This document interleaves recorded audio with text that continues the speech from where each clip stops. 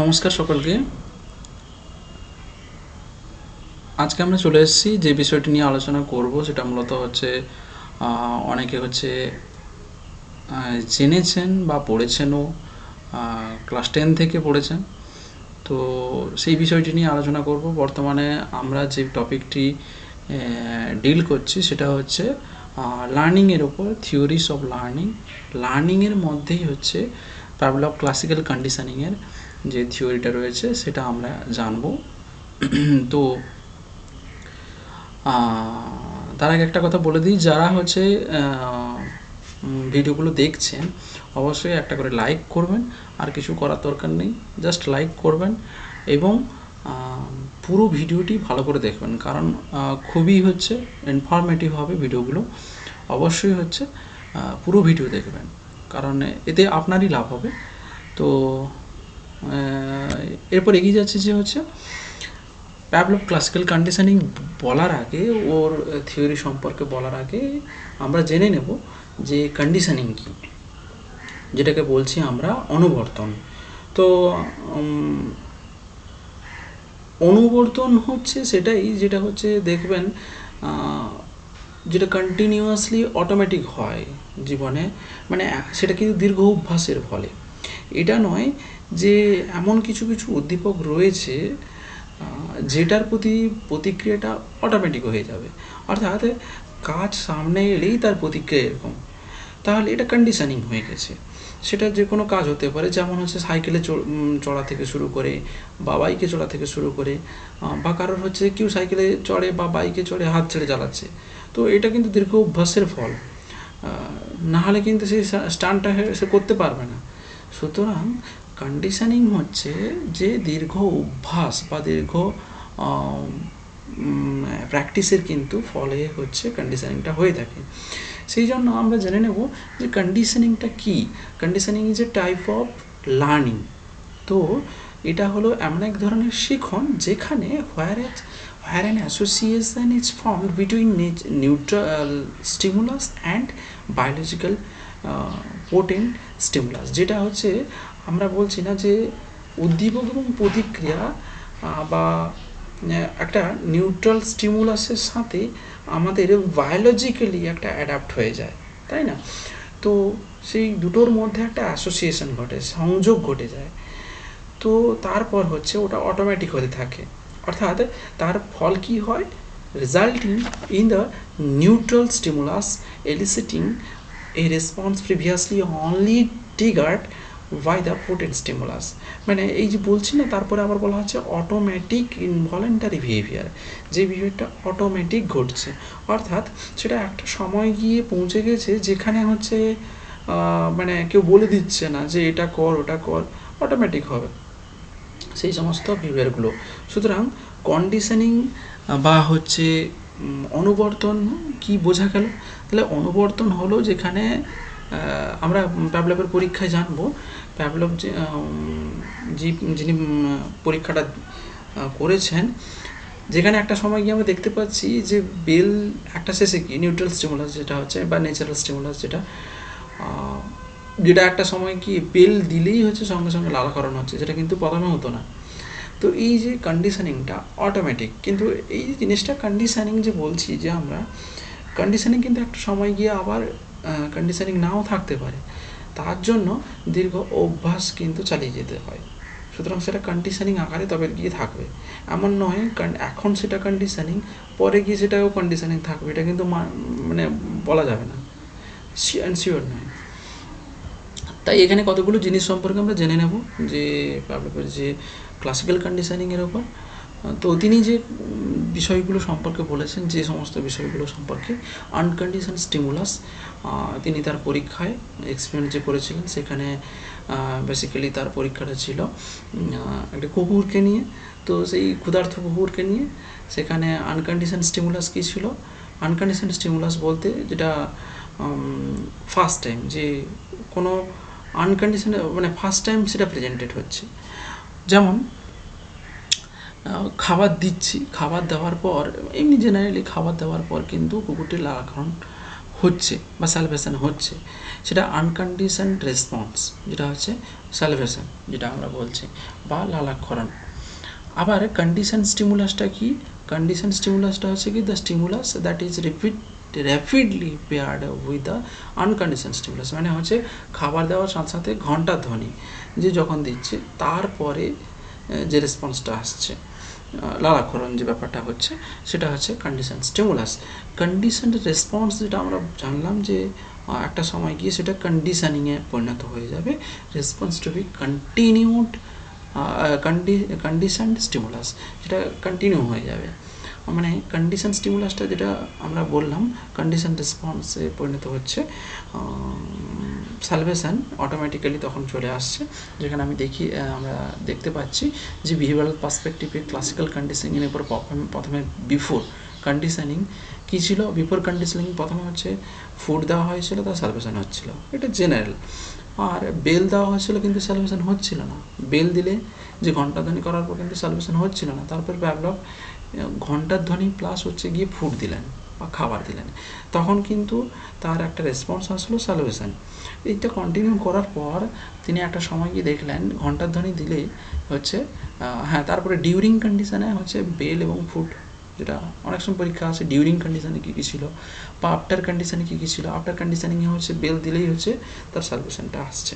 তো এই পরীক্ষাটা সকলেই জানেন মোটামুটি, তো তবুও আমি বললাম যে জাস্ট ছোট্ট করে বলে দিলাম, সকলে জানেন। তো প্রিন্সিপাল কি, এবার চলে আসছে কতগুলো প্রিন্সিপাল রয়েছে। এই যে পরীক্ষাটা তিনি করেছিলেন কতগুলো প্রিন্সিপালের উপর বেস্ট করে, যেমন প্রিন্সিপাল অফ ক্লাসিক্যাল কন্ডিশনের রিইনফোর্সমেন্ট, তিনি কন্টিনিউ অ্যাসোসিয়েশন ঘটান বিষয়গুলোর সাথে, বারবার অ্যাসোসিয়েশনের ফলে কিন্তু হচ্ছে এগোন। এবার অনেকে প্রশ্ন করতে পারে আচ্ছা রিইনফোর্সমেন্ট হচ্ছে কি ওখানেও আছে অপারেন্ট কন্ডিশনিংয়ে? অবভিয়াসলি আছে, কিন্তু এতটা জোর দেয়নি এখানে, কিন্তু যতটা হচ্ছে অপারেন্ট কন্ডিশনিংয়ে তিনি রিইনফোর্সমেন্টকে গুরুত্ব দিয়েছেন এখানে। তারপরে নেক্সট হচ্ছে কি এক্সটিংশন। এক্সটিংশন মানে যে presentation of the continuous stimulus, যেটা bell condition stimulus, in absence of the uncondition stimulus food. অর্থাৎ এক্সটিংশন মানে ব্যাপারটা হচ্ছে যে আমি তুলে নিচ্ছি, মানে কিছুদিন যাওয়ার পর সেটাকে কিন্তু তুলে নেওয়া, মানে বেল দেওয়ার যে ব্যাপারটা presentation of the condition stimulus, bell দিচ্ছি কিন্তু খাবার দিচ্ছি না, এই যে ব্যাপারটা দাঁড়িয়ে আছে, তখন কিন্তু তার সালভেশন আর থাকবে না। Reduction in the condition response, যে বলছে না যে reduction of the condition response, তখন কিন্তু তার সালভেশন কিন্তু আর পরপর কমে আসবে, সে আর হচ্ছে সালভেশন করবে না। দেন স্পন্টেনিয়াস রিকভারি, কিছুদিন যাওয়ার পর তাকে রিকভারও করা যায়, reappearance of a previously extinguished condition response. তো রিকভারি কী করে করা যাবে? আবার প্রসেসটাকে যদি আমরা পুনরাবৃত্তি করি তাহলে কিন্তু সেটা আবার সালভেশন কিন্তু শুরু হবে।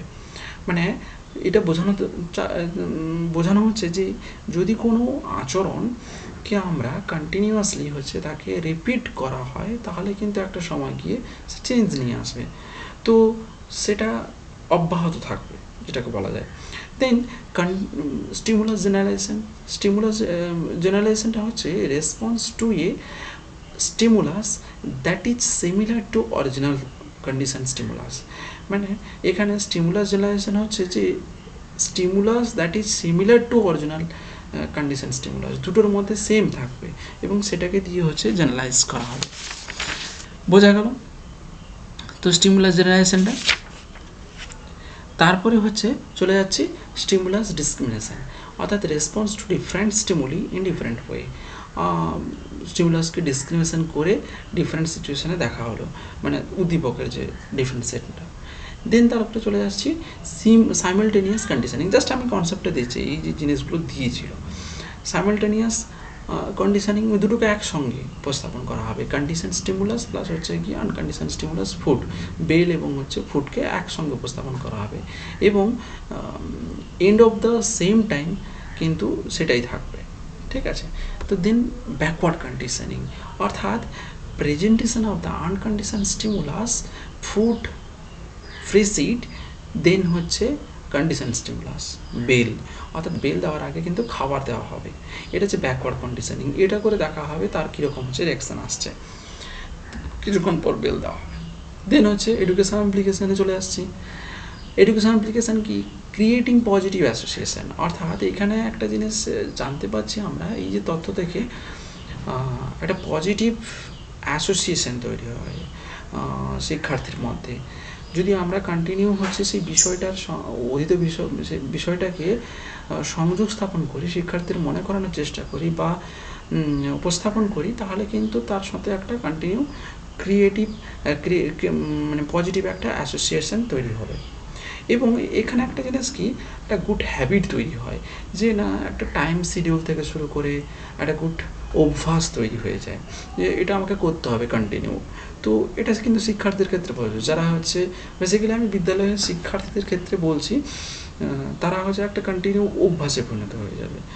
তো linking new learning with the past learning, তারা এইটাও হচ্ছে এই তথ্যের একটা গুরুত্বপূর্ণ দিক হলো যেখানে তারা পূর্বের অধীত বিষয়গুলোর সঙ্গে সেটা কিন্তু লিঙ্ক আপ করতে পারবে, কন্টিনিউ যদি হচ্ছে সেটাকে প্র্যাকটিস করে। দেন ল অফ অ্যাসোসিয়েশন, সেটাকে অ্যাসোসিয়েট করতে পারবে। অর্থাৎ এই নিয়ে তার বিশেষ করে এটা অ্যাসোসিয়েশনের ওপর প্রতিষ্ঠিত। একটা আমরা জেনেছি যে কানেকশনিজম কার, থর্নডাইকের, আর অ্যাসোসিয়েশন হচ্ছে আমরা জানলাম যে প্যাভলভের। দেন রিপিট অ্যান্ড কনসেপ্ট, বিভিন্ন কনসেপ্টকে রিপিট করতে পারবে। ঠিক আছে, তো এই হচ্ছে ব্যাপার। তাহলে প্যাভলভের যে ক্লাসিক্যাল কন্ডিশনিং সেগুলো বোঝা গেল যে প্যাভলভের মূলত এই যে জিনিসগুলো প্রিন্সিপালগুলো এইগুলোর উপর বেস করে থাকে। এই প্রিন্সিপালগুলোকে বেশি গুরুত্ব দেওয়া হয়। কীভাবে হচ্ছে অপানুবর্তন, অনুবর্তন, অনেক সময় কি হয় রিকন্ডিশনিংও করা হয় বিষয়টাকে নিয়ে। অর্থাৎ রিকন্ডিশনিং কেন করা হবে, যে কমে আসছে তার জন্য হচ্ছে মানে সালভেশন বা হচ্ছে পরীক্ষাটা কিছুদিন গ্যাপ থেকে যাচ্ছে, তার জন্য রিকন্ডিশনিং করা হোক। অর্থাৎ বিষয়টা যেটা আমরা জানছি সেটা কিছুদিন গ্যাপ থেকে যাওয়ার পর সেটা হয়তো ভুলে যেতে পারি, তার জন্য সেটাকে পুনরায় উপস্থাপন করতে হবে শিক্ষার্থীর সামনে, তবে কি সেটা পুনরায় সেটা বুঝতে পারবে। অর্থাৎ এখানে বোঝা গেল সমস্তটাই যে কীভাবে condition stimulus, condition response, uncondition stimulus, uncondition response, এইগুলো হচ্ছে ব্যাপার। এবং যে মূল কোশ্চেনগুলো আসে এইগুলো থেকে, প্রিন্সিপালগুলো থেকে অনেক কোশ্চেন থাকতে পারে। এক্সটিংশন কী, হ্যাঁ, যেরকম হচ্ছে অপানুবর্তন, অনেক সময় বলা হয় থাকে অপানুবর্তন কী, যেখানে কি হয় কৃত্রিম উদ্দীপকের অনুবর্তিত হওয়ার পর কারণে ওই অনুবর্তনটা কিন্তু লোপ পেয়ে যায়। যেমন প্যাভলভের পরীক্ষায় ঘণ্টাধ্বনি অনুবর্তিত উদ্দীপককে পরিণত হওয়ার পর, অর্থাৎ যখন তা পুরোপুরি হচ্ছে কুকুরের লালাক্ষরণে সক্ষম হবে, কয়েকবার ঘন্টা দেওয়ার পর যদি তাকে খাবার না দেওয়া হয় তাহলে কুকুরের লালাক্ষরণটা কমে যাচ্ছে। এই হচ্ছে ব্যাপার। তাহলে এক্সটিংশনের ব্যাপারটা ক্লিয়ার হলো, মানে অপানুবর্তন। আর একটা হচ্ছে যেটা বললাম স্পন্টেনিয়াস রিকভারি, মানে স্বতঃস্ফূর্ত তাকে প্রত্যাবর্তন করে নেওয়া হচ্ছে। তো এই যে জিনিসগুলো একটু বুঝে নিতে হবে, আর কিছুই নেই। So thank you to all of you, thank you so much এটা শোনার জন্য। এবং নেক্সট পার্ট আছে আমরা দেখব যে এই যে নেক্সট পার্টে আমরা দেখব স্কিনার অপারেন্ট কন্ডিশনিং, মানে স্কিনারের হচ্ছে কি অপারেন্ট কন্ডিশনটা আমরা দেখে নেব। তো আজকে এত দূর পর্যন্ত।